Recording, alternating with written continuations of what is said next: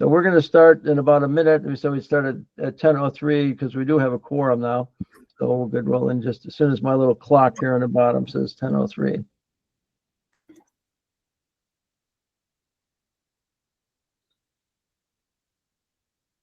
Okay. Good morning, everybody. I hope you're in a batten down somewhere because it's windy out there and cold. And so I hope everybody's comfortable. We are going to go through our agenda here in a moment. So I think we're all ready to start. So Ainsley, you want to put up the agenda and we can walk our way through it here? Okay. So what we can do here, let's go around and introduce yourselves. And if you're new, we're going to, from the last meeting, we'll point that out, or you point out if you're sitting in for somebody, say who you're sitting in for, but no lengthy introductions, so just your name. And if you didn't participate in the last meeting, a real quick thing about who you represent. For example, from Sanjay, you're here for the first time. So, okay, with that, let's, Angie, you want to call the roll and then have them? Yes. Delegate Cheryl Pasteur. Present, and good morning. Good morning. Delegate Elizabeth Embry. Good morning, and this is my first meeting. I'm a delegate from Baltimore City. Great. Well, thank you for coming, and we're just happy you're interested enough to be on our commission. Thank you so much. Pleasure. Delegate Karen Simpson. I know she's here. Yep, here. Danielle Good morning, Cox. everyone. Good morning. Thank you for coming. Danielle Cox. Good morning, everybody. Danielle Cox, Director of Education for DPSCS, here as designee for Secretary Carolyn J. Scruggs. Thank you. David Dominici. David Dominici is in PT right now. He sent me an email. He was going to try to join us. Christian Gant. Initia Latau. Hi, President with the Office of the Public Defender. Thanks. Good, thank you. Judge Mark DeSimone. Secretary Sanjay Rai. Hi, good morning, everyone. Sanjay Rai, Secretary, Maryland Higher Education Commission. This is my first meeting. Really looking forward to our conversation today. Thank you for joining us. Deputy Secretary Jason Perkins Cohen. So this is John Feaster. I am the Deputy Assistant Secretary for the Maryland Department of Labor as designee for Jason Perkins Cohen. I oversee the offices of Workforce Development, Adult Education, and Correctional Education over here at the Maryland Department of Labor. And this is my first time. Thank you. Mary Gable. Good morning. I'm Mary Gable, Assistant State Superintendent with Maryland State Department of Education, representing Dr. Carrie Wright, State Superintendent. Thank you. Thank you very much. Dr. Stir. Hi, I'm Dr. Stewart. I'm Steve Stewart, and I'm happy to be here again today. Amanda Owens. Dr. Charles B. Adams. Good morning, representing Bowie State University. Welcome. Meredith Day. Good morning. I'm here representing Goucher College as the Director of Operations for our Prison Education Partnership. Great, welcome. Adam Cummings. Yes, I'm Adam Cummings, Executive Assistant, and I represent Maryland Correctional Enterprise. Thank you. Karen Jones. Good morning, everyone. I'm happy to be here again today. Thank you. Stephanie Ann King. Good morning. I am from Macomb County Local Management Board. Gordon Papp. Hey, good morning. I guess I'm representing those formerly incarcerated people who were educated in the Department of Public Safety and Correctional Services. Welcome. And then Jamel Freeman. Hello, can you hear me? Yes. Good morning, everyone. My name is Jamal Freeman. I'm new to this meeting and new to the commission, and I am a MSW student at UMB, Social Work, Leadership, Social Policy Change. Thank you. Thank you for joining us and welcome. Thank you. So that's the entire list, Ainsley? Yes. Okay, we do still have some vacancies, and they're mainly focused around the Senate. So I think after this meeting, I'm going to get start talking to the appointments office, and then with their permission, I may go over and try to talk to some of the senators who have been very supportive for correctional education to see if we can get them to join us. I think it's essential we have representation from the Senate. So, okay, so the minutes. I hope you all received the minutes. Ainsley's been doing a great job sending out materials. And so are there any additions to the minutes rather than go through them page by page, but any comments, whatever, from anybody?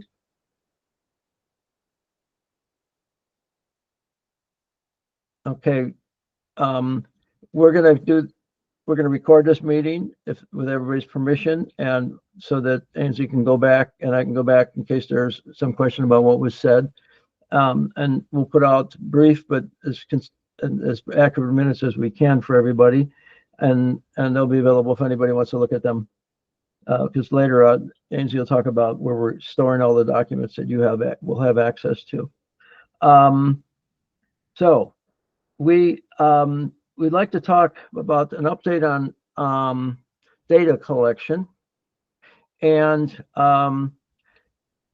Ainsley and I spent some time at the Maryland Law Library looking up annual reports for correctional education that went back. The Maryland State Department of Education started making reports after 1978, and they went all the way to the time that the services were moved over into the Department of Labor.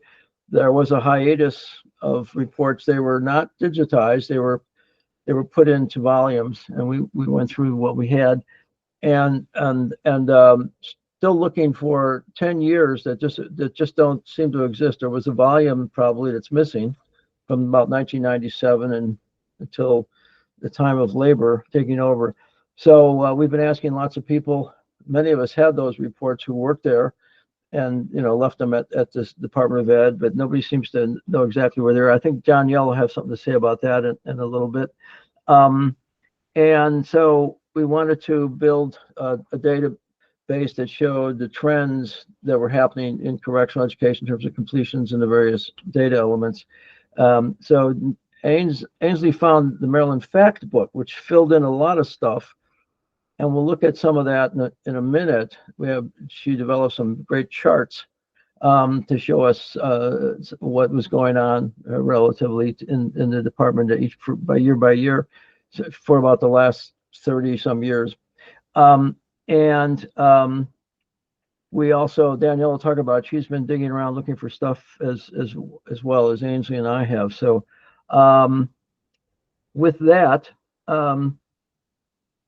Danielle, do you want to give us an update on any of the data and things that you're finding? And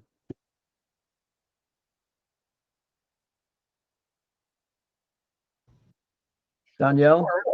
Okay. I was trying to get off of mute. Sure thing.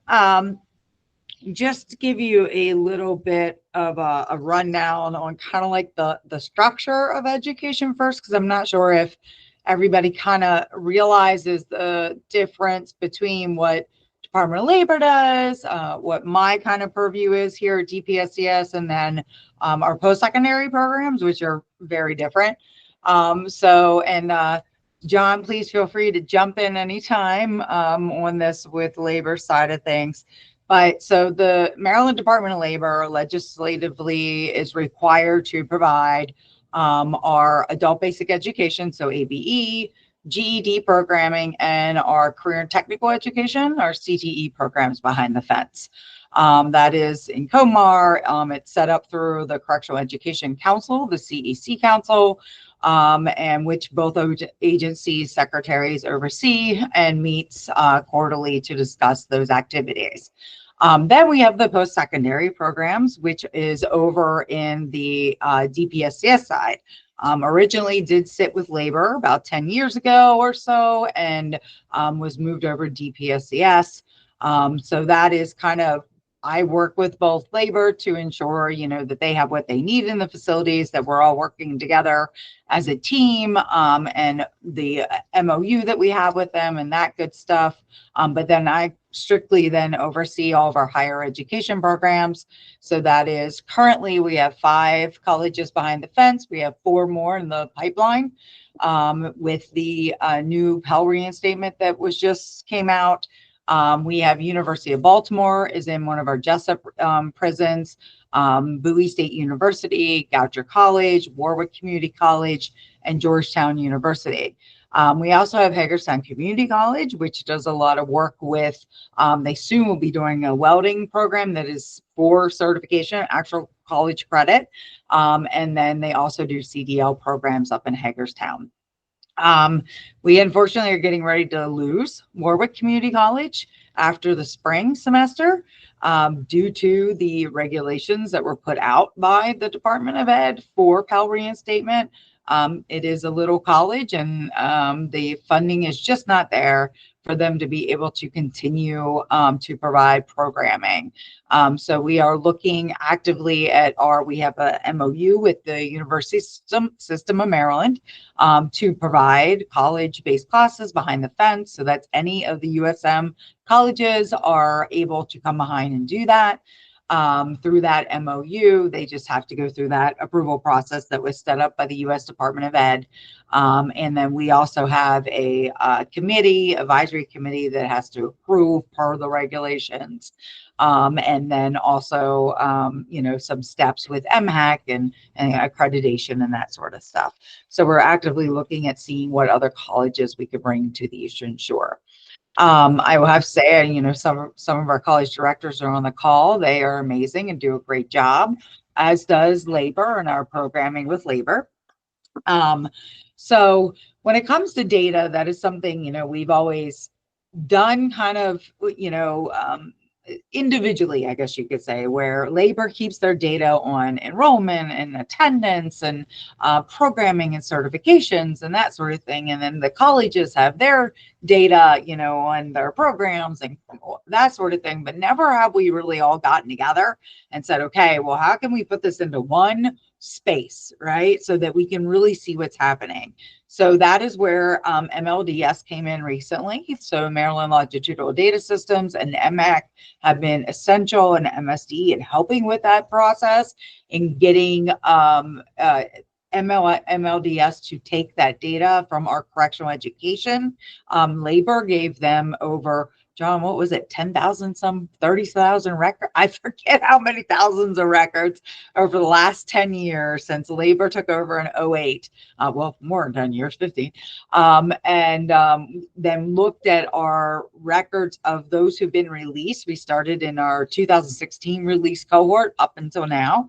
So we're looking at, okay, anybody who went through a correctional education program during that time that labor gave any programming to them, and looking at their academic records, looking at their occupational records, if they have any transitional classes that they went through, all that good stuff to see, okay, do they really, is this working? What can we see from this data that will tell us what do we need to do better? What are we doing well? What do we need to amplify?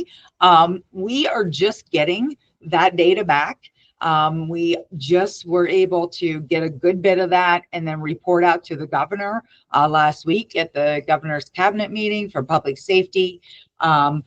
Unfortunately, without the permission from MLDS and all, I can't really show you the awesome graphics and things like that MLDS did for us. We're waiting to get that approval to show out.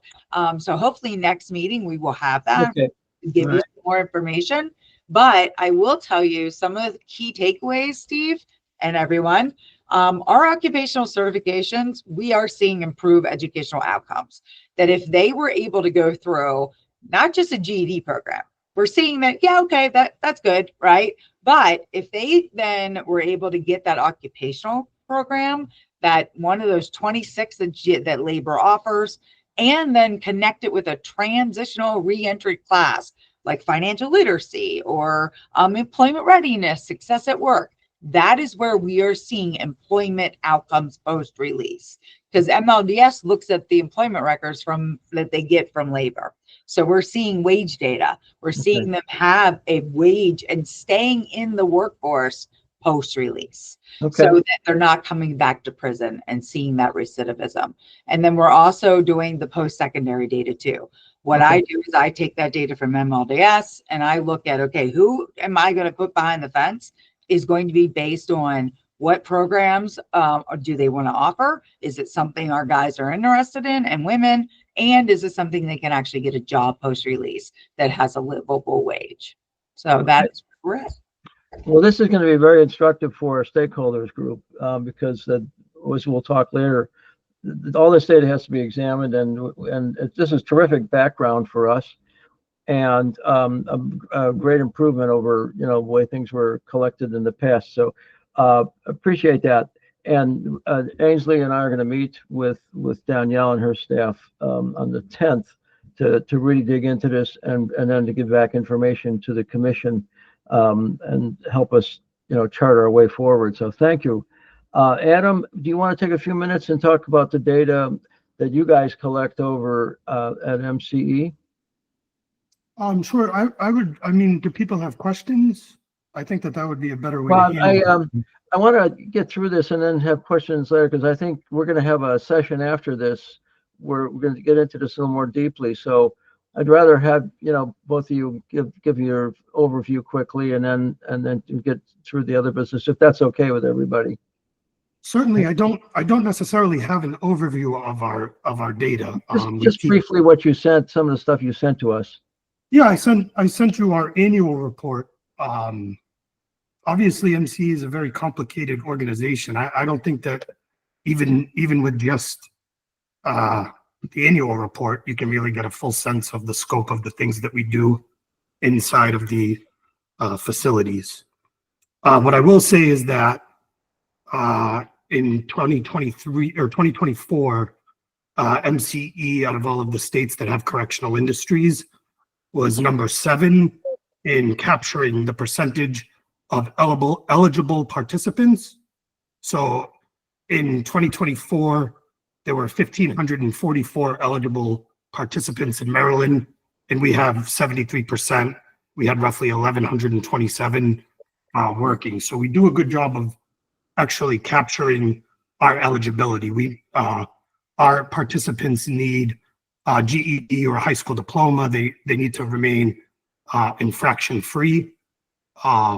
So out of the 1,500 that are eligible, we do a good job of capturing that. Okay, so I think we'll as we go on looking at data and our different functions, and when we get going here, that information, I looked at the report, is very illustrative of a good job you guys are doing. I know there's been a lot of controversy over Maryland Correctional Enterprises over the years, but I will say you guys do a terrific job, and it's going to be very helpful to us with your data. So thank you. And I'm going to be a bit of a broken record. I do have to leave early today, but I would just like to point out that there is a very low hanging fruit and a great opportunity for formerly incarcerated here. If I can I'll just throw it in the messages. Okay. One second. So I did in August, I looked at the Maryland State jobs website. And what I did was I looked on behalf of some of the women who come on work release and work in our fiscal, our design shops, our customer service.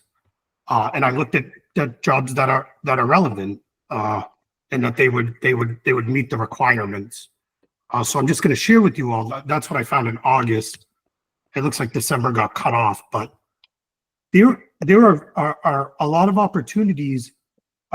Maryland Department of Health, Department of Labor, Office of Public Defender, DJS, although I believe there may be laws preventing incarcerated working with children. I'm not entirely sure about that, but there's an opportunity. 20% of our staff is formerly incarcerated. There's no reason that they don't have the opportunity to get some of these jobs, to move up across the state of Maryland in these other agencies. So I really think that higher education is great. I think that it's an awesome opportunity. MCE is more about readiness in the workforce with like job training skills. We train people in fiscal, accounts payable, accounts receivable that are needed throughout the state of Maryland. And I think that it really is a low-hanging fruit for other agencies to start to practice what they preach the way that MCE does. And I'm sorry for taking up so much time and kind of going off course, but I'm going to be beating this. It's not off course because we're talking about correctional education from the beginning of incarceration to release and after. And that's entirely relevant to what we, if you do a great job behind the bars, we got to do a greater job transitioning out. So thank you. That's been very helpful. I'm just trying to push this on. We don't have enough time for all the things we could be doing. I got to admit that right now. 45 minutes or so is, so I'm trying to be general and restrict you because you all have so much to say and so many good things to do. So, but let's talk about the discussion of the advisory state group. If you could put the agenda back up, Ainsley. Before the commission was formulated, there has been a group called Maryland Equitable Justice Coalition and advising the governor on criminal justice issues. And one of the groups in that, which I participated in and was a co-chair, is a prison education subcommittee, for lack of a better title. And the law, so that existed, and it's a very active group, and it's widely representative of formerly incarcerated people from different agencies and groups, and representing just about everything that was written into the law. The law says the commission shall convene an advisory stakeholder group that includes organizations with experience in criminal justice policy, advocating for individuals with learning disabilities, restorative justice, peer recovery. That group, the Prison Education Subcommittee, had pretty much representation from all those groups. And it really needed a good purpose to continue because it's advising the governor, but it's kind of wishy-washy what would happen with its recommendations. So I thought that we ought to capitalize on those individuals, some of whom are on here and some are on the commission, to be the work group that the commission is supposed to authorize. It's called an advisory state group, stakeholder group, ASG, if you want to abbreviate it. So it's been my recommendation that we start with this group as the core of the stakeholder group that we approve as a commission, and that group, which has been meeting every 2 weeks, will do work for the commission that is in the tasks that we will look at also. So the co-chair of the group, Dr. Judith Lichtenberg, who has taught at Georgetown University of Baltimore in the prisons, has sent us a letter asking that it be approved. And if we can we post that letter, Ainsley? Yes, give me 1 second. Uh-huh.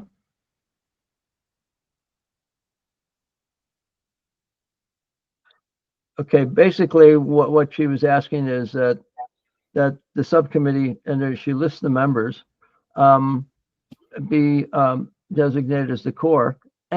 Anybody and everybody else that wants to be on it, I want to be very open about this, wants to be on that stakeholders group, commission members, some of whom are already on this group, and others that you think are experts that ought to be on it, or staff from your agency that ought to be on it. We'd like to have them join this group, and it will report to the commission and make recommendations to the commission along the guidelines of the tasks that are formulated by the law. I think So we have a question from Secretary Rye. Yeah. Okay. Yeah, thank you very much. Very, very helpful to learn all these successful initiatives that are going on. For this work group, I think our community colleges have opportunity to do a little bit more work in this area. So I suggest that we add Dr. Brad Phillips. He chairs the Maryland Association of Community Colleges. Brad Phillips, okay. Yeah, Maryland Association of Community Colleges. Okay, and if you could put anything more specific in the chat, then Ainsley will capture it. Sure. Thank you. That's terrific. That is a area.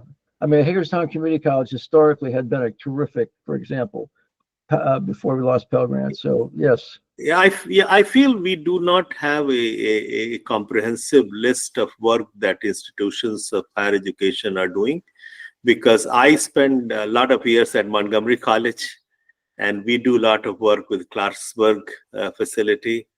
I didn't hear that listed in the work that we heard today. So there may be other institutions that are already doing the work, but we are probably not aware of that work. It will be important to get a comprehensive listing.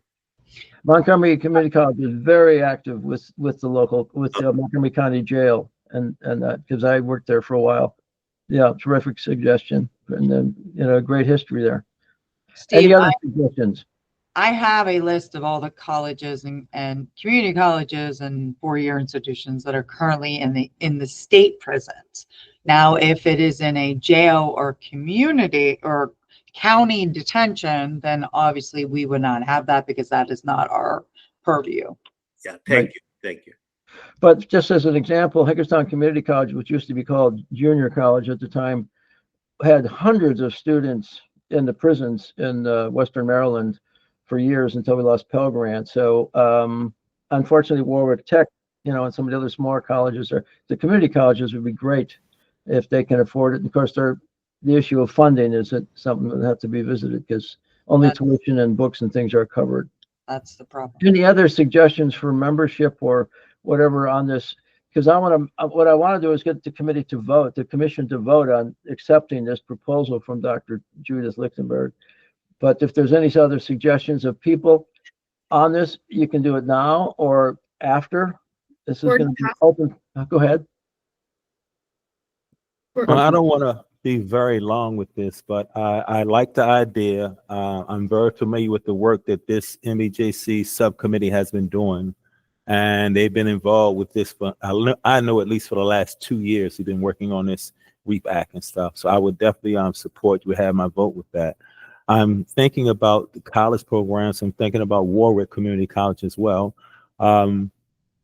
It may be an idea we should consider maybe getting more AA programs in the system, because that would take the weight off of the universities. Years and years and years ago, that was the practice. You always had an AA program, a community college program, and then you would have a university there. So once they complete the AA program, they have the option of going further, because a lot of people may not want to go that far, or they may be released. So I think that's something that should be considered. Perfect. Anybody else have a comment they want to make before I ask the commission to take a decision on this request? Steve, just before we move on, Gordon, that's already happening. That's Hagerstown Community College is coming in. They are going to be doing a general studies degree program. Anne Arundel Community College is coming in Jessup. So we will have Hagerstown and Jessup covered. The issue is the Eastern Shore, because Warwick cannot afford to continue the program. Yeah, and I must say the Anne Arundel Community College has been involved through the experimental Pell Grants for a number of years. So that's terrific to know they're continuing. I see a hand come up. Somebody raised a hand and it floated across the screen. I think Anybody that was else? a clapping emoji. Oh, there's a clapping. I got to get used to these emojis, these moving emojis now. Okay. All right. Steve, can I also be on the stakeholder group? Can commission actually member? Yeah, there's nothing in the law that says you can't be a member of the commission or in the stakeholders group. So I'm going to be wide open on how we do this, because I'll tell you, my experience with groups is we get 20 people or so maybe to volunteer, and 5 or 10 do all the work. So I want to get as many people there, and those who can participate as much as they can will do so, and others maybe will just help us here and there, and that's fine. Okay. So without any other comment on this, I would ask that this letter be accepted and that the commission appoint the prison education subcommittee as the core of the advisory stakeholder group. And so they can commence its work, and it's going to meet again in 2 weeks or so. We don't know the date yet. Is there any opposition? I think that'd be the best way to do this. Any opposition whatsoever to doing this? Because this will be our work group, but they report to us. They don't go off on their own. They report to us. Okay. And anybody in the commission can participate in these meetings. We will send invitations. So even if you're not in the stakeholder group, you can participate in the meetings. So no objections. I will then, ask that this is now approval. It will be put in our notes that the commission approved the stakeholder group. Dr. Judith Lichtenberg is on. I think she has capability of speaking. Do you want to say anything, Judy? Dr. Judy? She's going to chair after this. Sorry, I was muted. That's okay. Go ahead. We meet right after this meeting on the same day with the same Zoom link. So as soon as you adjourn, I'm sorry, I don't know what's going on my phone. I'm getting junk phone calls every minute for, I don't know why. I hope it has nothing to do with the commission. So if you're interested in participating, you could stay on after this meeting is over and we will go into our meeting. Terrific. And yes, everybody is welcome. We need help and appreciate anybody's participation. And Great. we already have some people in the commission. Steve, of course, was in this group and will continue to participate. Andrea Cantora from the University of Baltimore. Forgotten who else, but Gordon Pack. Gordon Pack. And maybe some other people that I'm missing right now. Okay. Great. Thank you. Okay, well, that makes it formally, we now have commission. The commission has commissioned this group, and we will go forward. So, okay, and we'll talk about meetings. They meet every 2 weeks, so they'll meet with us, commission, and then they'll meet on their own. Okay, so the next task is this is Do what you have to officially approve that? Like, I don't know if the commission has where you have to actually officially approve. maybe I missed a step. I'm not a great parliamentarian, but since nobody objected, I said it sounds like we approved. Is that okay with everybody? Okay. I say silence as approval in this instance. Okay. Since we can't sit at the table and raise our hands and say yay. Okay. Good. Got it. Thank you. That makes it really, really approved now. These are the tasks in the law that we are to do. And we're going to have the stakeholder group look at those and try to prioritize them. And right away, we're doing some of it, the research and best practices, evaluation of current workforce programs. Those are some of the things we've started to do with some of the comments that have been made that can be brought into the advisory group, the stakeholder group. Some of these things are a little more longer term, like number one, develop an education-focused statewide framework of policies to invest in strategies to increase public safety, blah, blah, blah. One of the things in the very title of the law is to create a better delivery system. And that's going to be our objective. We've got a lot of good things going on. How can we coordinate it, develop a better model to make it work better? So that's our real focus. And these tasks are aimed at what's in the title of the law. So that we'll work on number one as we go along. Number two, identify measures to mitigate risk factors that contribute to adult contact with the criminal justice system with a focus on education. And this is where we're going to get into these programs are effectively reducing recidivism, creating jobs, getting people back out in productive ways, et cetera, being better family members, community members, workers, et cetera, students. So we will need to talk about that as we go forward. We have a lot of stuff to do, and So we're going to try to lay this out in the stakeholders meeting, what we're going to do first, and make sure we report on each one of these as much as we can as we go along, and back to the commission, which will then decide that the direction is this the right direction, what do we need to do, etc. So if there's any thought on anything else people want to say about our tasks that are ahead of us here.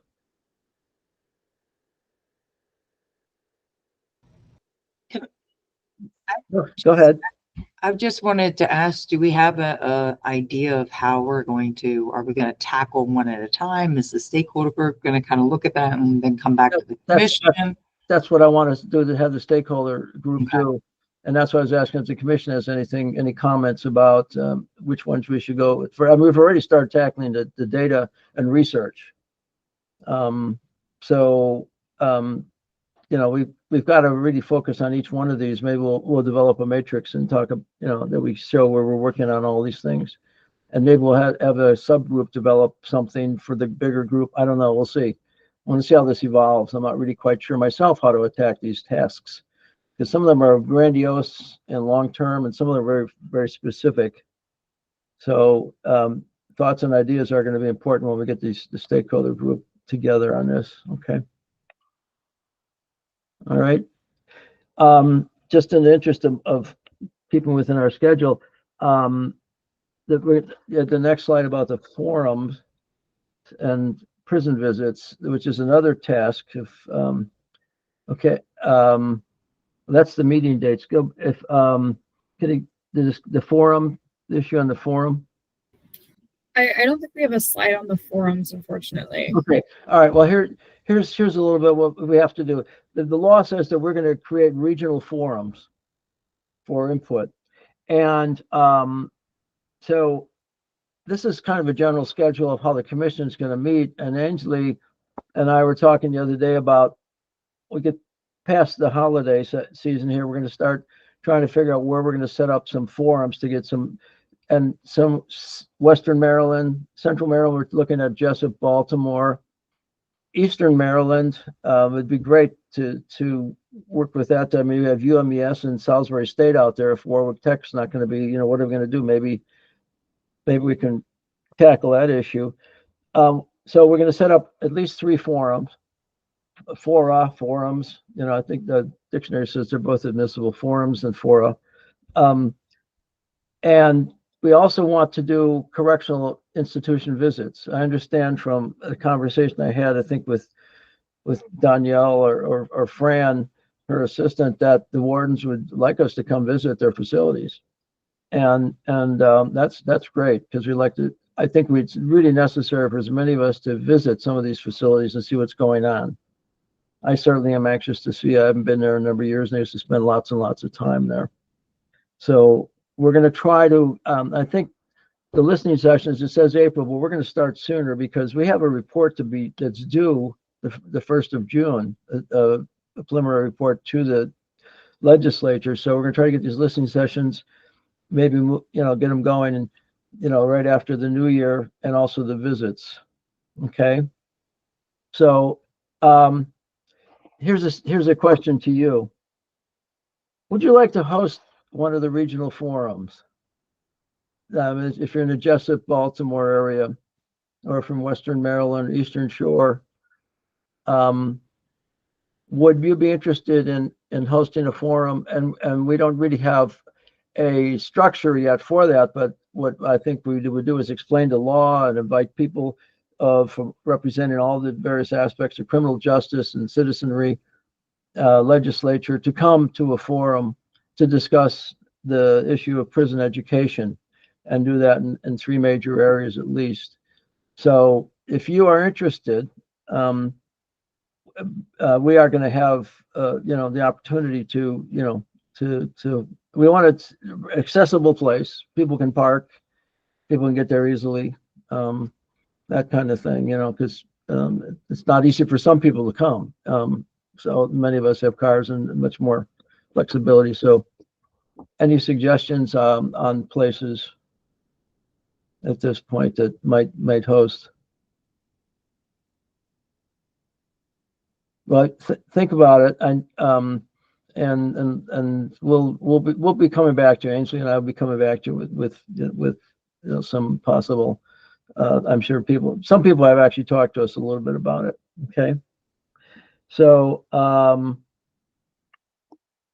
the next, if we want to go down to, you want to do the Dropbox now, Ainsley?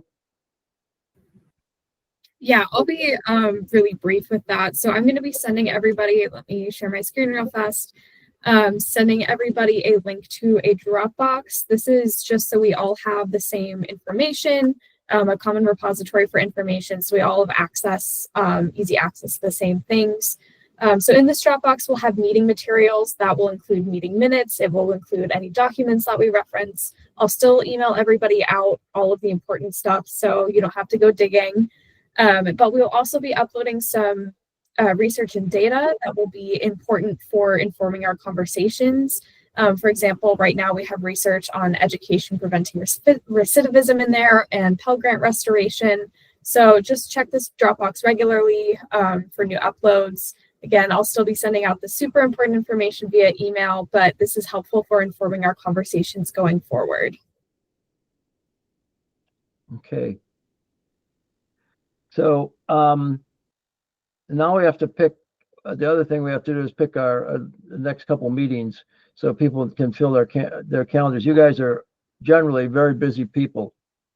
And so we realize starting January, we have legislative sessions, so our delegates are going to have a very difficult time participating. And hopefully you can a little bit, or at least, maybe have somebody from your staff participate. So we had some proposed dates we could put back up, and if you could do that, Ainsley.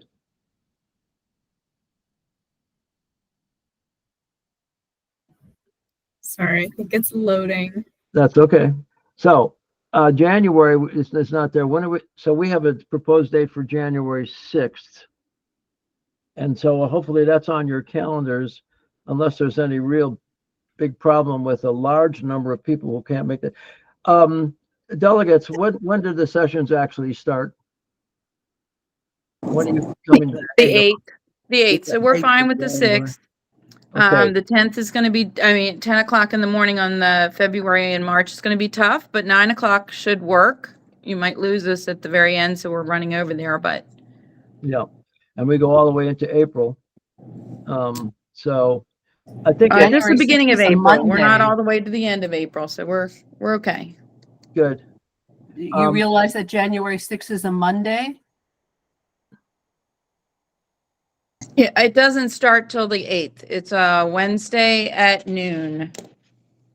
No, the session, but the meeting that Steve was proposing. Yeah, if we have January 6th there, let's look at look at your calendars, because if we're going to do Thursdays, I mean, maybe if we make an exception for one, that because of the problem with what so looking at January 2nd is too early, because that's the day after New Year's and everybody's kind of family stuff and all that. So I mean, we could say January 3rd. I don't know if that's a good idea. The 3rd or the 6th would probably be, because you want to beat the session, have a meeting before the session. So is there any problem with doing it on the 6th? Let's do it the 6th, and then we'll come back to our Thursday meetings, okay? Great. Because at one point, we're going to write a report, and I'm going to ask the delegates to really help us put this report together to the legislature in language that the legislature understands. So you gals are going to have a terrific role here. So we don't write something that hits the legislature that sounds like academia or something silly. You want to make it real practical. So, okay. Good. All right. Well, it's 10:46. So before we switch over to our stakeholders meeting, somebody started asking some questions, suggested asking some questions and things. So let's open this up for the commission for at least a few minutes on questions and concerns you have and directions you think we ought to be going if we're missing something. This is a brand new thing. We've never done this before. The last time they did a commission was 1978 to create it, correctional education, which went to the Department of Ed. So what are we doing? How are we doing? What suggestions do we have? Be critical positively, but be critical if necessary to say, well, I think we ought to do this, not that.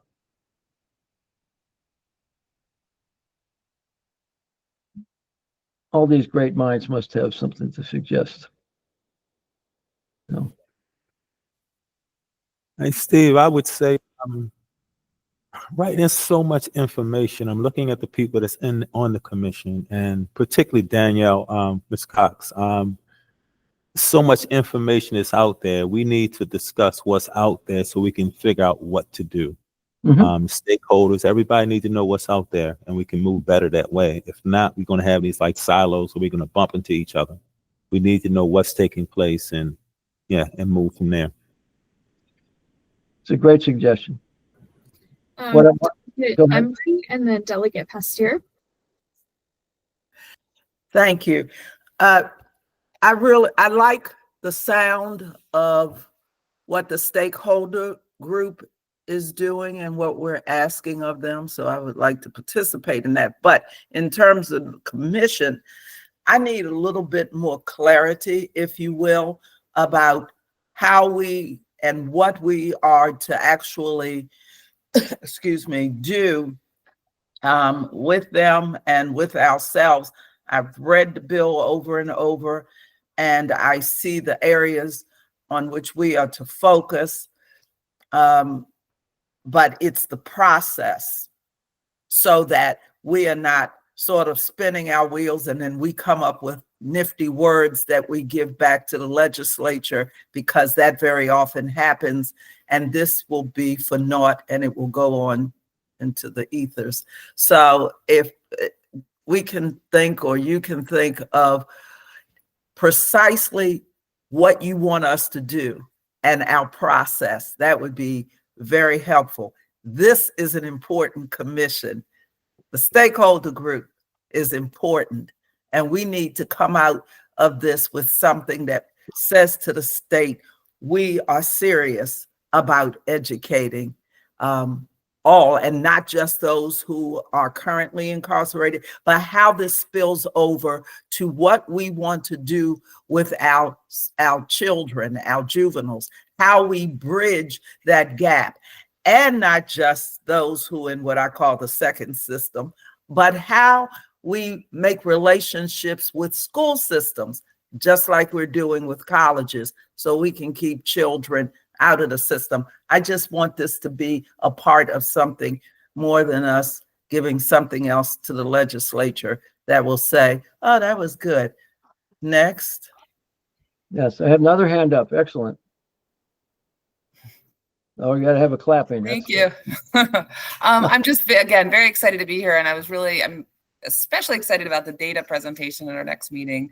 I wonder, just because I've run into this, and forgive me if this is material you've already covered or is in the Dropbox, but one data element that I've found not always perfect is the scale, sort of the percentage of people who are involved, whether we're maximizing. And it sounds like MCE is doing that, but for the occupational training and education, I haven't been able to understand how many people are receiving it as a percentage of the whole, both the whole in terms of incarcerated people, but also who, is eligible. So those are points that I hope are part of the data set, and I look forward to. As I mentioned in a note I sent all to you, generally speaking, there probably at least half the people who are incarcerated need education and workforce training. And many of those others who have that background probably need to renew and update what they're doing, and we aren't serving the high percentage at all. And it's not necessarily the fault of labor or public safety, because they can work with only what we give them, and they don't necessarily, then they don't always have the resources. But we really, many states have higher percentages of people involved as they go through. Part of that has to do with planning from the very beginning, and there's a reentry process that takes place. Case management plans out individual things. So we need to look at that, how we are picking up educational data right at the very beginning, work data, having education represented in that whole planning process. That's one aspect. But then your point and Delegate Pasteur's points are well taken. We need the right data. We need the process for working forward. One of the processes to help, one thing I'd like to help with the process is other reports have been written to the legislature. When we're pulling out some of the previous commission reports, we need a format. What are we working into? What are the points we're going to write about? And then we can help guide. So we've got some of those, and Lindsay and I are going to present some of those maybe at our next meeting. So that gives us a better guideline. Okay. So your points are well taken, and thank you. Any other thoughts? Okay. Well, I just want to say thank you so much for all of your participation. This is so far a very positive group, and I really want to keep it that way. I don't want to, as I mentioned when we started, I don't want to finger point. I don't want to say labor isn't doing this or public safety isn't doing that. I want to say what we found out, what can we improve, always keep things in a positive light. There are people, I did this for years, I worked for the state, and I know there are most people are working hard trying to do their job. Sometimes they just need help from us to do a better job. And very few people are just lousy employees, but we run into them and we try to get rid of them. But that's not the point here. The point is to build a better system with people that can do the job. And we don't know what that's going to look like in the end, but our goal is a positive one. And I don't want to ever start pointing fingers at anybody. Let's go forward and do good stuff. Okay. So with that, any other suggestions? And we'll call for adjournment and then go to our stakeholders. Anybody want to suggest we adjourn for today and then go to our stakeholders meeting? I move to adjourn. Second. Thank you. So now we are adjourned, and everybody can stay on, and we're going to switch over, and Dr. Judith Lichtenberg is going to be our chair here, and we're going to work our way through talking about data and what we want to do to go forward here. So, Okay, let's take a 2-minute break. And then we will start the next meeting, I guess. I mean, I guess there might be people who didn't come to the commission who are in our group advisory stakeholder group. So maybe we should wait for 3 or 4 minutes. But anyway, very, very soon. Okay. And I think John Feaster has his hand up. Pardon? Oh, I think your hand is up. It is. Thank you. Dr. Lichtenberg, I also would like to request to be added to the advisory stakeholder group. I don't see a representative from the Maryland Department of Labor, who I believe could be a significant contributor to that group. If you send me your email address, I will add you. Fantastic. And am I able to stay on for now? Yeah, I think so. Yeah. This is all new. Nobody's but, going to be cut off. Nobody's going to be cut off till we finish the Zoom. So we'll probably go for, I don't know, we said we go to, what is it, 10, look at my 10, 11:30 or so. And then Cheryl Pasteur and Nick Maroney. Thank you. Dr. Lichtenberg, I would like to be added to the stakeholder group, and I will do my very best during session to be an active part. But my chief of staff will be here for me if I can't, and I will do the work. Even if I miss a meeting, I will do the work. Thank you. Dr. Lichtenberg, would you like me to email you my email address? If you have my email address, I think it's in the chat already. Yeah, just do that. And oh, Ainsley, thank you so much. A couple more people have their hands up. Nick Maroney and Jamel Freeman, looks like. Yes, Dr. Lichtenberg, I'd like to be added. I also sent you a note as well. Okay. Gonna have a big committee. That's great. Good. Very good. Nick, good morning, everybody. Interesting meeting. Very promising start this time and last time. Thank you for that, everybody, and especially Dr. Stephen. So one logistical question and then a couple of other things in case because I don't want to hog anything or in case I don't get a chance to just throw some low-hanging fruit out there. But first question is logistical. The minutes and footage for the main meeting and the stakeholder meeting, I was wondering if both of those will end up being posted so that people who are not able to attend meetings and other interested members of the public will be able to see these public meetings, and that the stakeholder part will also be included and will also be included in the minutes for public interest, but also in terms of the minutes and the stakeholder meetings, so that folks who can participate or are mandated to participate in the first meeting will have access to the minutes for both meetings, so that folks know what's going on sort of during both sessions. That's the logistical part that I was wondering. That was the logistical question. Couple other real quick things. The answer to that, Nick, is yes. Okay, brilliant.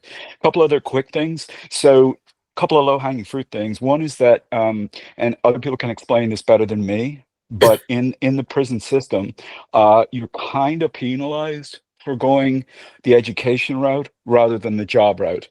And other people can explain why that is. And there should really be an equal opportunity to participate in both, and the rewards should be similar, I would suggest. That's one thing. The other thing is that there's a problem with folks coming out, having worked sometimes on studying a subject to the point that they have enough credits or very, very close to enough credits to graduate with a degree. And yet it all falls apart and they're not able to complete it when it comes out because of logistical issues. And again, other people can explain, but that's a common problem. So I hope that those will be two things that will be on the agenda at some point. Thank you so much. I really appreciate this forum. Nick, I just real quick response to the first one.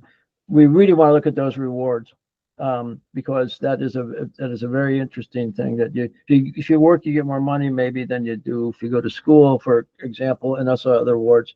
And we really need to look at that and guide the public safety to do that differently, I think. Steve, we're already in that process. They actually already can do that. So they start out at a certain wage, but after they get certain certifications, they can move up on a wage tier now. Just like any of the other jobs in the facilities, instead of staying just at one wage, which they were previously doing. Request, can you provide the, I mean, there's probably a policy statement that we can see and how that works. Yep, but I can show you the tier and everything. Yeah. And then compared to other jobs, which are lower skilled, education is a higher, we've moved to a higher skill now level. Additionally, then the second point that he said, I didn't quite, I don't know if I was breaking up but I think I heard something. Was it about like post-release, them having a degree or not? Okay, then I heard it right. We actually are hiring 2 people, education specialists. We just got a grant from the Department of Justice to hire education specialists who will work with them both pre and post-release. They will have offices at Enoch Pratt Library, because the majority of our population returns to Baltimore City.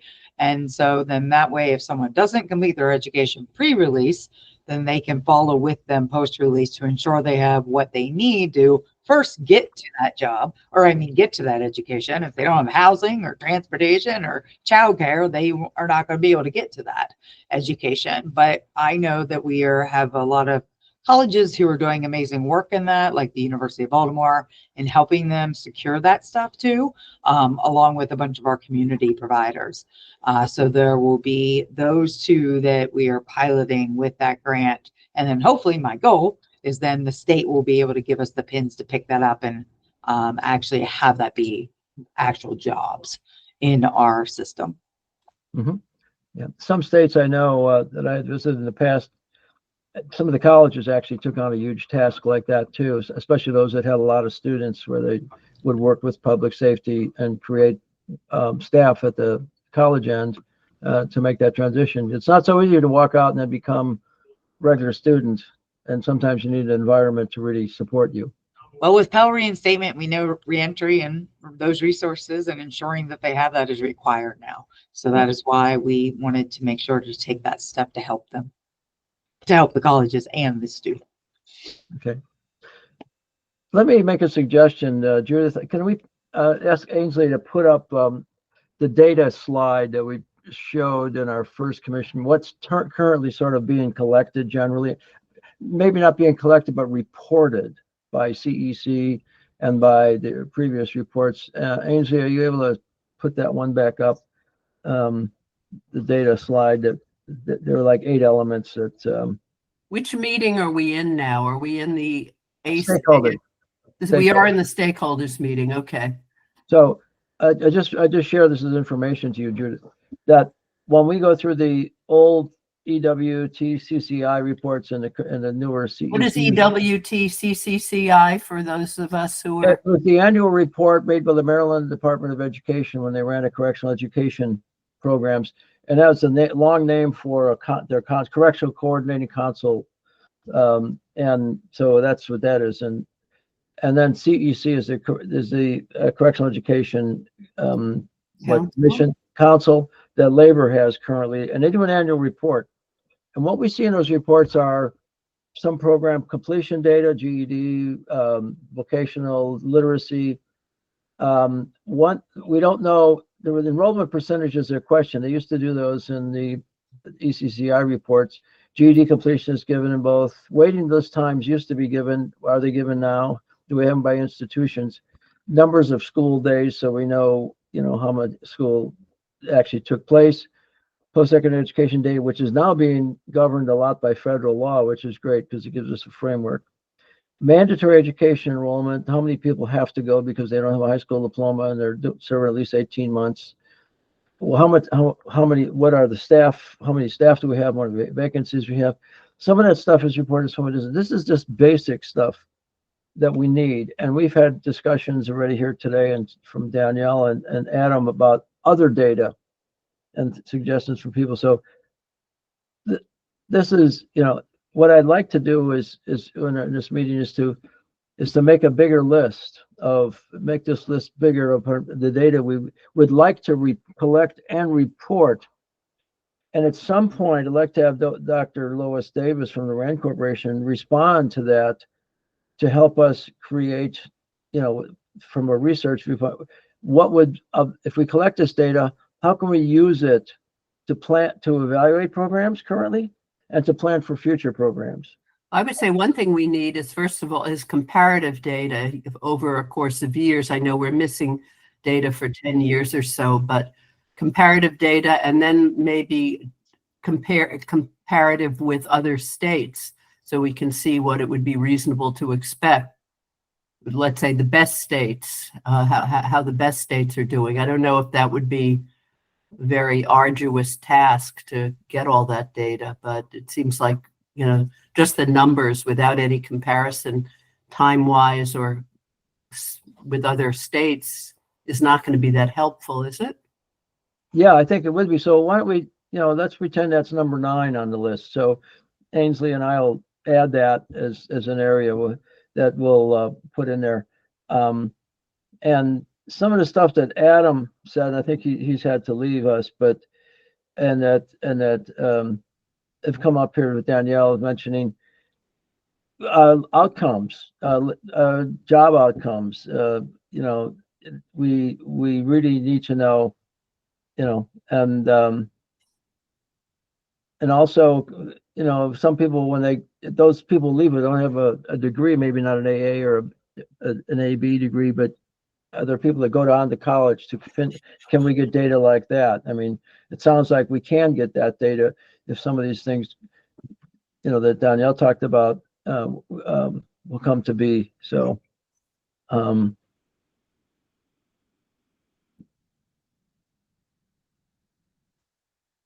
throw another one out there. We get GED completion, but how long does it take for somebody to get a GED? I'm not necessarily talking in months, because how many times does somebody have to test? That data is available. And, so are we, you know, because people say, the judge will say, get your GED while you're behind bars. But, you know, for some people, specifically, learning disabled people, that's not an easy task. So maybe another area I just put down generally is special education data. How many students do we have in special education? And because there's a law, that federal law that governs that. Are we up to speed with federal regulations? So I'm just throwing stuff out there, and I ask you to do the same thing and put this on your list. Mary Gable asks, could you clarify again the reports that MSDE produced that cannot be found? Well, I about a year ago or so, maybe even more, I went to the Maryland Law Library because all the annual reports for Department of Education, when they ran a correctional education program, were there. And many of those were made before computerization really took place. So those annual reports starting in about 1980 or so, paper reports were copied and put into a volume, and they were like I think there were 3 volumes with about 10 years each. And we got up to 1997, and then all of a sudden there was no more the volume ended. But Maryland Department of Education ran the programs all the way until about 2008. But we don't have data from 1997 to 2008 or so. We found some of that. Ainsley found some of that in the fact books that Maryland puts out, but it's just very brief GED completion and some vocational completion, not the rest of the report. Just brief data. So we have these 10 years that should have been in a volume, and they disappeared. And I think, Danielle, you and Fran sent me an email. Did you find some of those old ECCI reports that are missing? I have 2014, yes, 13 or 14 through current. So yeah, that's our CEC report, so to speak. Well, no, the first couple, they were still listed as EWTCCI because when it came over to labor, they kind of kept that name at first because the CEC legislation did not occur until I believe 2016 or 17. Okay. So it was the EWTCCI for a while, and then it moved over to CEC. But see that's still those reports from 1997 until 2000. Yeah, I don't have. Nobody can find them. I didn't start working here till 08, so. I don't think we should spend, as Danielle just said in her chat message, we need to figure out the most important things. We do have the most important. We do have the GED stuff and the vocational stuff for those years, so we have that. So I'm not yet. Folks, I think Anne has been waiting for some time to ask a question. Who has? John. Anne? I'm sorry. I'm getting this Google Meet, which isn't as. Yeah. John, go ahead. Where are you? Which John? John Griffin, right? No, me. Anne, not. Oh, Anne. Yeah, back, and so this is going to be going back a bit, but back when Danielle was speaking about this new opportunity down at Enoch Pratt, which sounds fantastic. That's amazing. Having education coordinators to make sure that when people come out with partial credit, that they are able to complete that degree, which of course was Gordon's problem, 118 credits at Morgan and no degree 30 years later. So it's great that we're doing that. I'm wondering, one, is that going to be retrospective for people who have already been released, or is that only going to be for people who are currently enrolled today? And two, are they going to have access to the ability to find funding for people when the Pell Grant doesn't cover their full tuition, or to find them university placement, or like even transfer between? So like say if I'm at Jessup and I have UB, but I'm going home to a different region, maybe I'm going home to Garrett County and I need something out in Western Maryland, are they going to have that level of coordination where they can really get somebody the funding for tuition and get somebody enrolled somewhere that's going to be reasonable for them to get to when they come home? So one of the requirements of any college coming behind the fence now that Pell was reinstated, we will not sign an MOU unless it is stated in the MOU that college has to accept the credits for transfer from any other college. That's actually part of the requirements is the transferability of credits. So that is an absolute. Then the other thing, and I kind of want Andrea to step up here and talk. All of our colleges also support and help them figure out funding post-release. So that is something that every single college works with them to do, whether that is getting them grants or even university funding, helping them find a job on campus that they can come for free. There is so many different things that they are doing to ensure that they're able to finish that degree or even move on to a master's degree. I know Andrea has worked with several of our gentlemen who've been released who are now in master's degree programs that they're paying nothing for at University of Baltimore. So that is one of the things that we look for when we're actually bringing someone behind the fence is how much are you going to actually work with this person post-release to ensure that they finish their degree or continue if they want to. Andrea, do you mind if she takes a second and just talks a little bit? Sure, I can talk Absolutely. about it. And I mean, I can share specifically what the University of Baltimore is doing, but all of the college directors are on the same page. We all share ideas of what we're doing and how we're trying to help students continue once they're released. We're all at different phases, right? Like University of Baltimore and Goucher have been doing this the longest. So we have a lot of students coming out, more so than the other programs right now. We have graduates because we've been operating for 8 years and Goucher probably 12. So it's complicated though, because it does fall on us a bit to raise external funding in order to support students when they come to campus, because yes, Pell does not cover full tuition. It does not cover books. It does not cover transportation. So we're very intentional about raising money specifically for those things. So any student that wants to continue doesn't have to pay the cost of any of those things. But again, that's on the colleges to raise that extra money to support the returning population. We actually have an MOU with Georgetown, who for any student who is not going to the DC Prince George County area from Georgetown's program, because Georgetown's in DC, they can transfer to the University of Baltimore, which is a public institution, and will take all of those students' credits and help that any student who's in that situation with the same resources in terms of funding and that kind of support. But again, it's individual colleges. However, we do have those conversations because we all want to do those same kind of things in order to support students who return home. And the graduate piece is we got really lucky. We got a really good grant in order to support students who are going into the business school. It's specific for students in the business entrepreneurship program. So that's a big interest of students in our program. And we're just very lucky that right now we have external funding to support those in grad school. Andrea, is that just for people formerly incarcerated people, or? That's only for our students who completed their undergrad degree with our Second Chance program. Yes. It's so specific for people who are formerly incarcerated.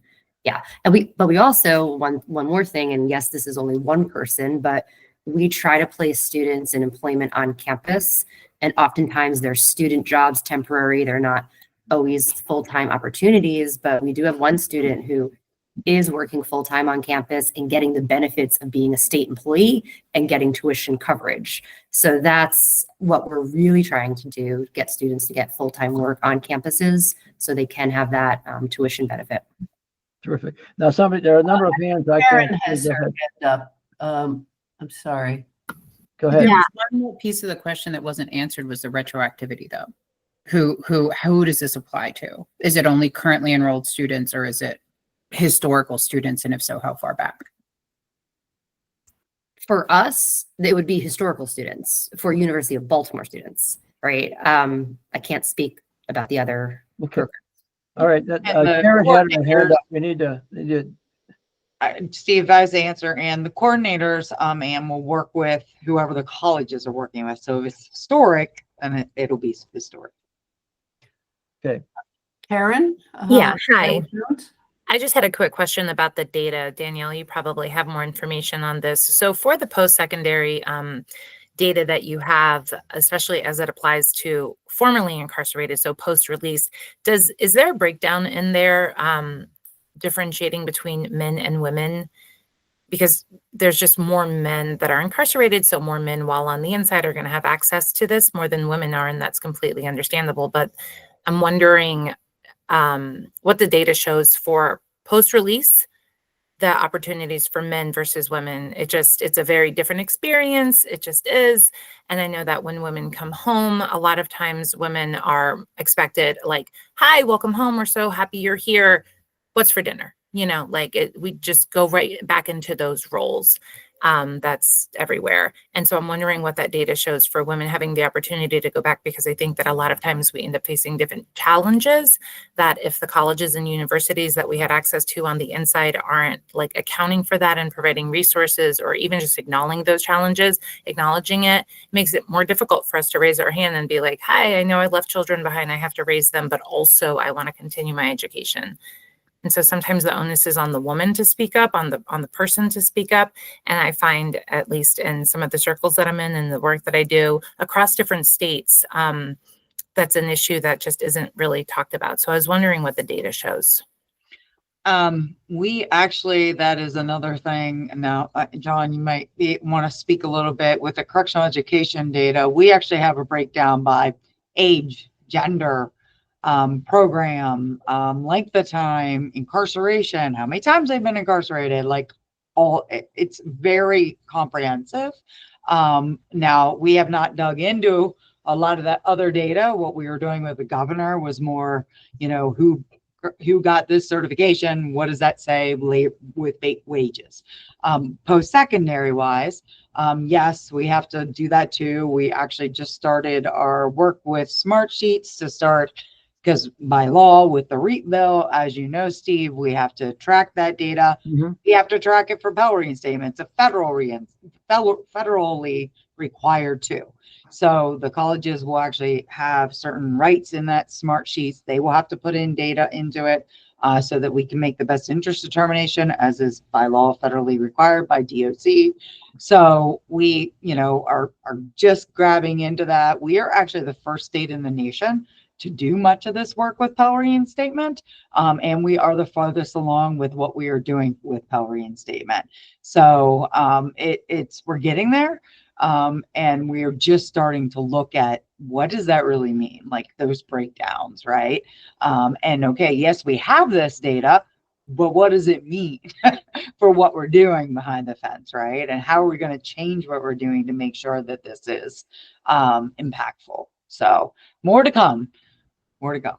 I think as a result of the meeting that Ainsley and Danielle and her staff and I meet, we're going to try to put together in a nice couple slides what she's collecting and the data elements, and the questions like what is this, what is it, what can we get out of this?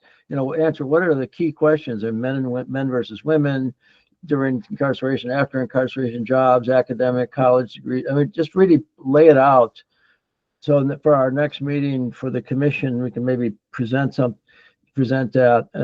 but we'll have a chance, because we'll meet in 2 more weeks. We'll decide that date for the end of this session here, which are getting pretty close to it. Do we need to, separate out sort of basic literacy, GED, vocational education, post-secondary? Yeah, Judith, I'm going to do that. I'm going to work with labor. John, if you don't mind, I'll get a hold of Rochelle and maybe we can do a joint little PowerPoint that'd be great. We got to pull it together. Yeah. From labor as well. So we'll want to have a meeting with labor too, and all of us, labor, public safety, and present this stuff to the stakeholders and the commission. I think going back to our commission meeting, what's the stakeholders going to do? I think our first thing is going to be to make some sense of the data we're collecting, what we need to collect, and how it's being, what questions we need to answer as a first priority. Do you think that these are 4 distinct, clearly distinct areas: basic literacy, GED, vocational ed, and post-secondary? I mean, vocational would be post-secondary also, but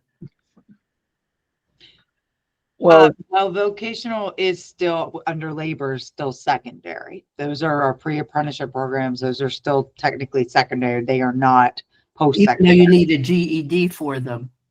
Correct, but you don't need they good are college credit. college credit based.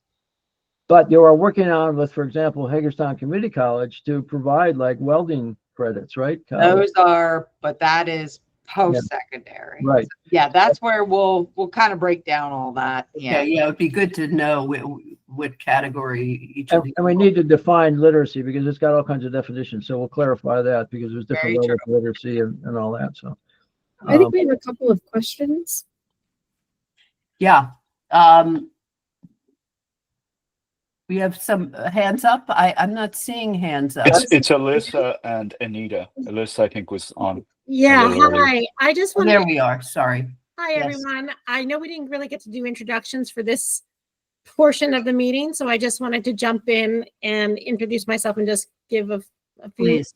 thoughts. I mean, I'm new to this group. So my name's Alyssa Fio. I'm an education attorney with the Maryland Office of the Public Defender. I come to this work. I've been doing education law for 30 years and was at Disability Rights Maryland for 20 here in Maryland. So I come with the education law perspective, the disability perspective, and also the perspective of representing juveniles who then, for whatever reason, might get further involved, end up in the adult correctional facility or end up in the adult correctional facility as juveniles. Many of you, I'm sure, know that Maryland is one of the highest states in terms of charging children as adults. So we have young people who are slated for the adult system and will end up in the adult state population starting at age 18. And for students with disabilities, I know you all know this, from 18 to 21, they're still entitled to special education services.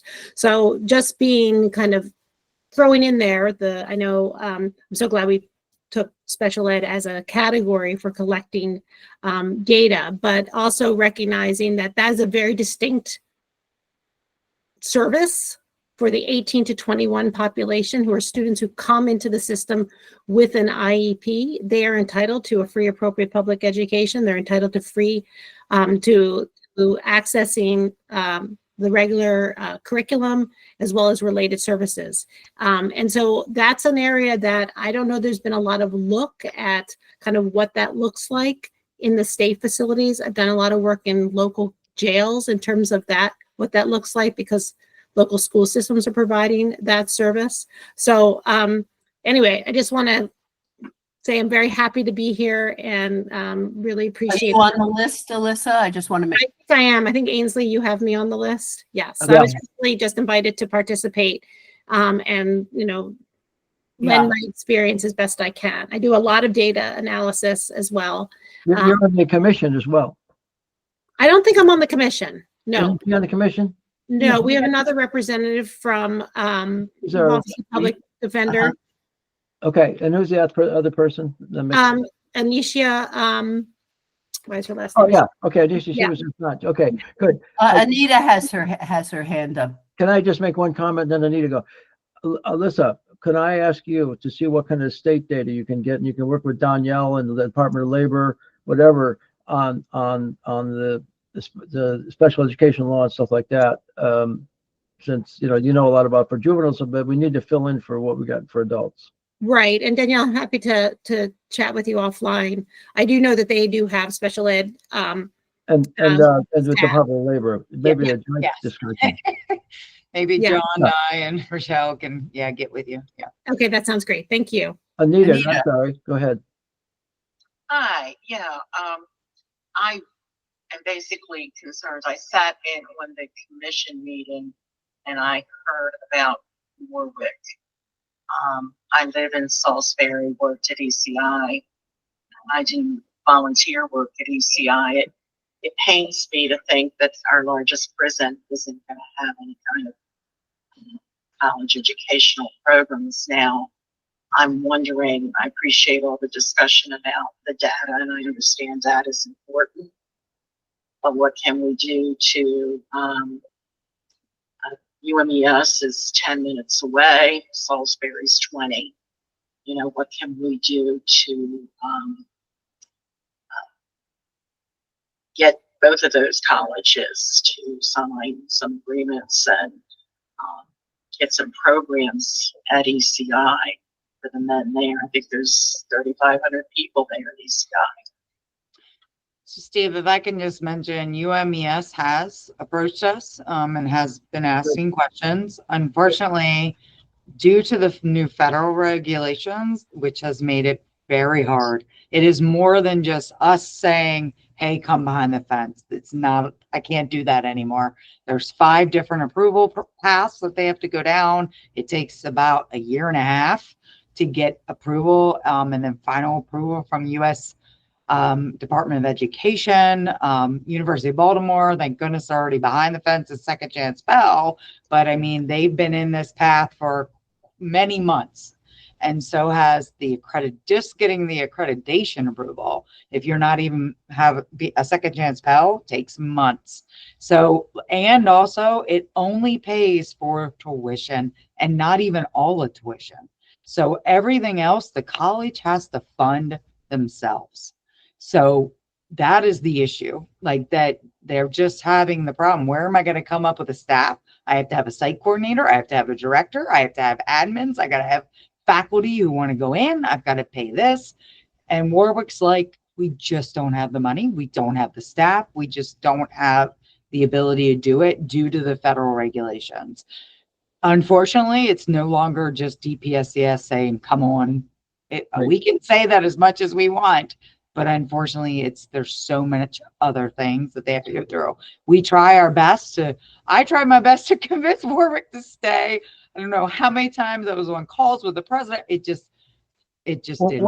One of the things that I think that this commission might want to recommend, and again, it's going to be a problem is budget with the Maryland's tight budget, is the state has never put post-secondary money in. We put all kinds of in-kind and materials and stuff we could dig up and zero budget. Yeah, and the state has never give post-secondary money. As most other states that are doing college programs and doing successfully, they also have a state supplement, which fills in. So Anita, we've got to get somehow, you can see the problems now, and I'm very I'm not sure that I understand. Is there has UMES or Salisbury expressed interest? UMES expressed interest, but then that was it. And I said, we had a meeting and I heard nothing back from them. So their next step would be they'd have to go for MEC. Well, first they got to send me a letter. Well, I have to give them the conditional approval. Then they got to get MEC approval. That is there's a specific process for MEC approval. As far as I know from my MEC contact, they have yet to send that in. So. Anita, you might be in a position with you and your friends out there to put some pressure on them. I mean, now that you're not a state employee anymore, you can go and say anything you want to anybody. That's what I've been doing since I retired. So and Salisbury be easy. They're already behind the fence doing an ethical consideration program, right? And yeah. Okay. So who in the college would be the person to approach? Typically, it's the provost of the, right, Andrea? Doesn't it usually? The provost. You could talk to the president, but really it's the provost. It's, everyone in the provost office. And yes, they can do that. I can't. Thank you. Anita and Danielle, now that you've met and discussed, you can continue to communicate. Thank you. And I have all the faith in you, Anita. I know you're really into this and really want to do stuff. And so Danielle will help you, and so will we with the commission. Want to make sure we get a statement in about UMES if it's not working. And the same thing might end up being true of Cumberland, Maryland. I don't know. I haven't heard much about that. We try to get Frostburg through because they're University System of Maryland, and I know that the chancellor had reached out, but then they have yet to express any interest though. So, but that would be great. Yes. I want somebody up there. Definitely. Right. We are not opposed to any college come behind the fence. It is, just getting them to get it All right, it's Nick, 11. we have people have their hands raised. Nick first, and then Can we David. just- can I just say something? We'll go as long as you want, but we need to pick a time for our next meeting. And I hope we can do it before Christmas because we try to do it every 2 weeks. And so before we 2 sign weeks off, from today, that would be the the natural thing to do it 2 weeks from today at 10. That is the 19th. I also think it might be helpful if we could come up with, I mean, we can talk offline if we could come up with an agenda for the next meeting as well. Who's talking? Sorry. Ainsley? Oh, over here. Our person who's keeping us on track. Thank you. But why don't we first let the yeah, we will do that, Ainsley, before we get off. and then we'll discuss the agenda and the date. So Nick? Thanks very much, Jude. So just a quick question I'm asking in all innocence. Is it possible within, in keeping and comporting with the federal mandates, the federal regulations, the federal guidelines, whatever, it sounds like, to back up slightly, it sounds like that's a real hurdle. Is there a way to get an entire system signed off on, such that the University of Maryland system would be signed off on and not have to go through a separate process for each institution? Such that any of the institutions could then have folks have an agreement with the Department of Corrections and have folks from the college or university work behind the fence. And also the same thing for the community colleges. If the president of the association, as well as the board in the University of Maryland system, were able to negotiate with the federal government on something like that, so that there wouldn't be this sort of bureaucratic morass every time somebody is trying to help. So we already have an MOU with the University System of Maryland just for that purpose. However, unfortunately, I have already talked to the feds on so many different occasions. They will not accept just one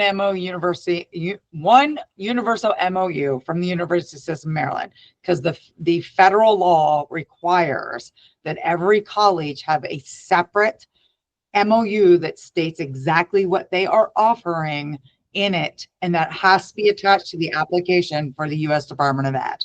So the way we did it, that I got the feds to approve, was we did the universal MOU with the USM, but each individual college has to then do an addendum to that states. So the big one basically gets rid of all the legal jumbo mumbo that you have to have in an MOU, and what we have to have due to federal regulations in every MOU that is Pell related. But then the addendum, which is like a 2-page thing, just says what program are they offering. That's it, signatures. So then it cuts down our MOU time from 6 to 8 months to like a month, if that. So that takes and gets rid of that, that bureaucratic section of it when it comes to us. But unfortunately, the law and the federal regulation states they have to do those other steps. Just to enlighten everybody, the reason that was put in the law is when previous Pell Grants, there was all kinds of criticism of any old college walks in and starts a program. And in fact, many good colleges did, but there were a few clunkers, and that screwed up everything politically. So I want to make sure there's a guarantee at each institutional level what the program is going to be. They want to know the funds are going towards a program that is in the best interest of the students. And I am all for, making sure that happens. So, Gordon, are you still in the queue you had your hand raised? I did, but I put it in the chat. Not all the colleges and universities are part of the University of Maryland system. So for those who aren't under that, they couldn't possibly come up under the same MOU. I just wanted to put that out there. Right. David Domenici joined us, and I don't know if you wanted to say something, because I know you were Had late. his hand up, but then it disappeared. I just had two real quick things. I know we're running late on the data front. I think it would be worth it for us to look at, if we can, Stephen, what is the length and duration of a GED class? Like, if you're, again, what I hear from around the country is I'm signed up to work on my GED, and because of a lot of problems, I end up getting 90 minutes, twice a week in GED prep class. And that's just not going to, that means it's going to take a really long time. And I think the notion of like, oh, we have GED classes and people can get them is very different than what is my intensity of that. So I think that's data we should look at. And then for a much longer conversation, if people were interested, I also think we could or should be thinking about, well, one, I know we're spending a lot of time on college, which I really appreciate, but I think the data is going to show that there's an immense number of people in our adult systems who don't have their high school diploma. Right. And one of the problems, I think, is that we're trying to run that through fairly minimally funded adult ed dollars. Not being critical, that's just the way the world works. I think we might want to be thinking about whether we could or should be funding that through K-12 dollars. And how could that happen? Well, we could establish K-12 high schools as an alternative in some of these facilities. And a K-12 high school, if we got it, it still costs money. But as everybody knows here, a high school kid, is getting $15,000 a year of education from a school district and the state. And an adult ed person is getting whatever DOL tells us, but it's $1,000 of dose. There are places around the country where people are finding ways to establish full high schools inside of jails and prisons. For some people, getting a GED will be more appropriate given where they are. For some, it might be more appropriate for them to be able to finish up their high school diploma. And then at a slightly more subtle level, the in-between space is, could we use the K-12 funding source? Let's say a local school district thought, hey, we'll run a little satellite high school inside of this correctional facility. It might be kind of revenue neutral to that high school, and they might actually, do some good. And we might all of a sudden have high schools. Anyway, I'd be happy. We can talk later. No, we can talk. I think that's a good idea. It's great. Can I just ask, Ainsley, are you taking notes on these things? Because we're being recorded too. Yes, this will all be recorded. This will all be recorded. It's being recorded right now, and then I will send out the meeting minutes to everybody. Ainsley and I go over the notes and fatten them up and edit them. So before they go out, which will take several days, but we'll have it maybe within a week. Back to you guys, hopefully sooner. So thank you, David. I appreciate that. I've now lost it. Who else wanted to say something? Yeah, John Feaster at Labor. I wanted to just comment on David's comment. Yeah, the funding does come from both adult education and K through 12 funding. It's a combination of both. We also have information and data on how long it takes a student who comes into incarceration and actually completes all of the ABE learning needed to basically be prepared to take the GED. We have all of that data as well. So those are certainly conversations that we can have. And David, we already have a relationship with Labor. As far as I'm concerned, send me an email. We can have a conversation about it as well. But I would imagine that some of that information may be of interest to this group also. And John, Yeah, I it'd be might say interesting it to- also depends on where they come into or how long they get. If they come into a literacy class, it's going to There's take a them number of big questions here. I'll just throw a couple up. One of them is, okay, on paper, this is the intensity, 5 days a week of GED, this class and all that. Okay, but how often does that class meet, and is that position vacant or not? That's another problem. The other thing is, you get your GED or high school diploma. Are you ready for college? Maybe not. So if you pass your GED, you pass at different levels. Are you college ready or not? So however many people are getting their high school diploma or GEDs or coming in with a high school diploma, how many of those are actually college ready is a whole Do nother. we have data about that and already for the past? For what level of GED people have passed the exam? We have and the scores. they're We have the ready? scores that they get. So there's a GED, there's a college ready score that GED puts out, and then there's lower level. You still get your high school diploma, but you're not ready. So then the college has to deal with that. So, but there's another hand up. I just raised those questions. There's another hand because I can't see the hands here for some reason. I don't see a hand either. If there's somebody has their hand up, please speak.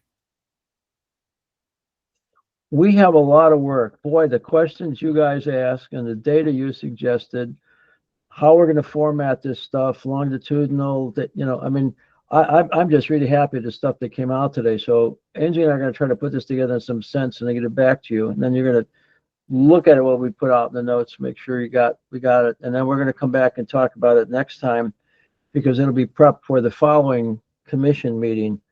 I'm just so happy with the kind of discussions we're having, positive stuff that we're coming out with, and the people here who have tremendous experience and good questions. I know, David, you've got a terrific history, and I'm glad you're with us. For example, so Nick, with your job, what you're doing. So we've taken this to 11:42, and Can we agree, first of all, that we will meet 2 weeks from today at 10 a.m.? This will be without the commission.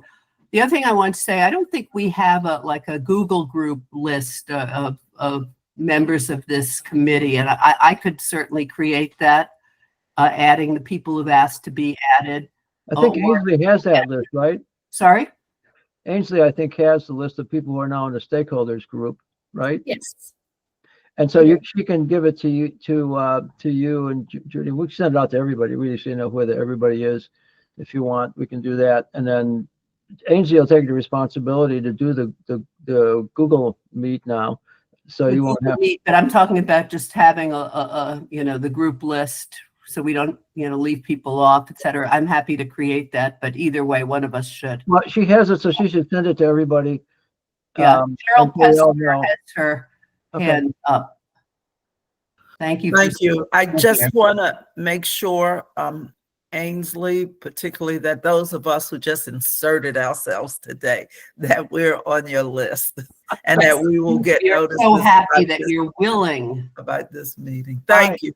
No, I'm very happy to do this. Now, look at, you are not inserting, you are, I mean, we are so pleased to have you. Thank you. And take an active role, believe me. Thank you. Thank you. So, okay. shall we adjourn? Is there anything else that is pressing?